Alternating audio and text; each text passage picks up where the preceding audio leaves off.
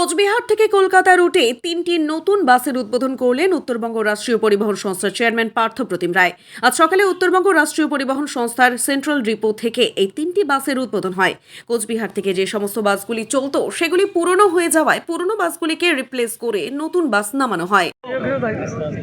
দাদা আজকে কি হচ্ছে, কি বিষয় আছে? দেখুন, মাননীয় মুখ্যমন্ত্রী মমতা বন্দ্যোপাধ্যায়ের উদ্যোগে আমরা উত্তরবঙ্গ রাষ্ট্রীয় পরিবহন নিগম 31টি নতুন বাস পেয়েছিলাম এবং এই 31টি নতুন বাস তিনি ভার্চুয়ালি উদ্বোধন করেছেন। কিন্তু কোন রুটে কোন গাড়ি দেওয়া হবে তার একটা তালিকা আমরা তৈরি করেছি। সেই তালিকা অনুসারে আমরা এই গাড়িগুলোর যাত্রা শুরু করছি। আজকে কলকাতায় আমরা 3টি গাড়ি দিয়েছি নতুন বাস।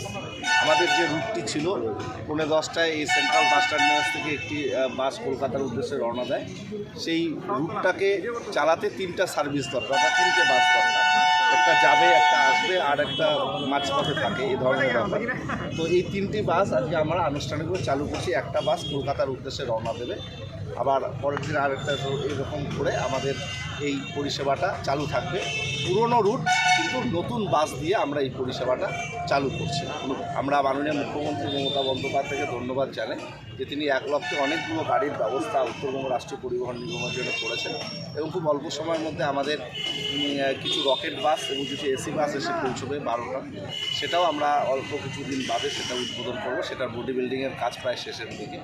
তো আমরা ধাপে ধাপে এই কাজগুলো করছি। তো আজকে কলকাতা রুটে যে 3টি নতুন বাস দেওয়া হলো সেই বাসটার যাত্রার সূচনা আমরা করছি সেন্ট্রাল বাস টার্মিনাস থেকে এবং যাত্রী নিয়ে একটি বাস রওনা দেবে কলকাতা।